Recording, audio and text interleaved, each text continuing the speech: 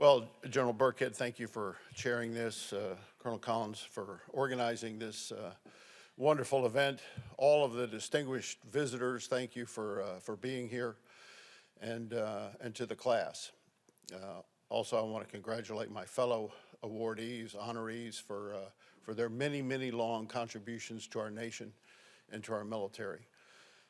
So, one of the main reasons that I believe I received this award is my work with the Army Scholarship Foundation. We give scholarships to children of soldiers and spouses of active duty enlisted soldiers. And by now the number is approaching 2,000 since its founding in 2001. As you all know, I'm preaching to the choir here, military families serve too. Military kids didn't sign up for it, but yet they are serving. You know, they move from school to school, leave their friends behind, have to find new friends, miss out on sports teams, on officer positions in school clubs, every organization, have to deal with out-of-state, in-state tuition issues, with differing requirements to graduate in different state schools. And they always have the ever-present fear of the deployment of a loved one and the ringing of a doorbell. So this is our way of thanking them and giving back to those military family members who sacrifice so much for us. It's a all-volunteer organization, no paid staff. And so that's in order to maximize all of the funds that we provide to scholarships to our military family members. Our biggest challenge is money. It's always an issue. Unfortunately, we don't have enough every year to award a scholarship to every deserving applicant. We generally are only able to assist about 2/3 of them. We raise funds by having fundraising events. We had one in Dallas here just a couple weeks ago. Our guest speaker was Major General Tim Camper, the CG of Fort Sill, Oklahoma. We had 240 people in attendance, and we squeezed them all for money. We also write grants to foundations and go to corporations, in the defense arena particularly, asking them for money. We have a number of supporters who have established scholarships with the Army Scholarship Foundation in honor or in memory of loved ones who have gone before. We have a number of who have established scholarships for their colleagues who have fallen in combat to honor them and their memory in perpetuity. And we're in the Combined Federal Campaign.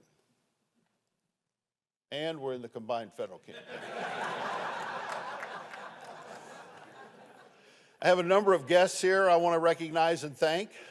Army friends and college classmates, General and Mrs. Henry Babb, Colonel and Mrs. K.C. Brown. K.C. is one of our board members with the Army Scholarship Foundation, Colonel Gary Steele, and Mr. Greg Knight and his partner Patricia. Thank you for coming. We really appreciate your being here. I would also be remiss if I didn't thank my bride of 47 years who has accompanied me on this journey, who has supported me, and who has really proven that the old saw that you cannot really be a active military spouse and also have a viable career is not always true. She was a great military spouse, did all of the things that so many of your spouses have done.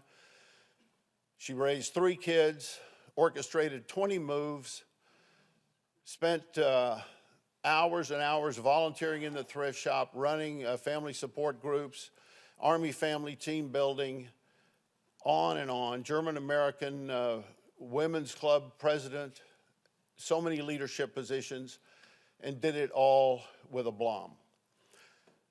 I have to tell, and I oftentimes was not there. One tale that I'm constantly reminded of, we moved to Germany on an assignment a few years back, and couldn't get into quarters. So we ended up living in a small German farming village. We're the only Americans in the whole town. The movers came, truck out front, two-story house, dropped off all the furniture and all the boxes and everything. We had 3 kids there who were all unhappy. You know, I miss my friends. There's nothing to do. Why am I here? And the next day, went out on Reforger to the field. She was not very happy about that. And then the next day, interestingly enough, a U.S. Army tank platoon pulls into the neighborhood and sets up their operations in a farmer's field across the road from our house. And my second grade son just thought that was the greatest thing in the world, and he went over there and started spending time with the soldiers.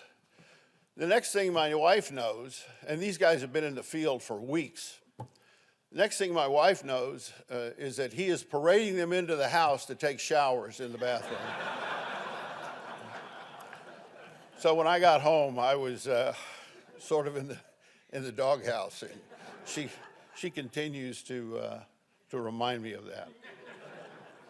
But she serves as the president of the Army Scholarship Foundation, as our partner in helping to reward America's military families, America's Army families.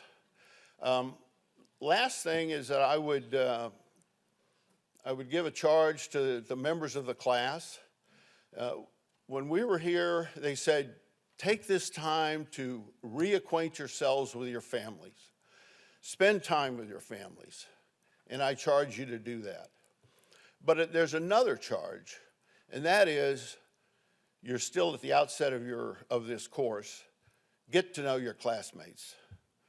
You will cross paths with them many, many times throughout the coming years while you're in service and in your follow-on careers.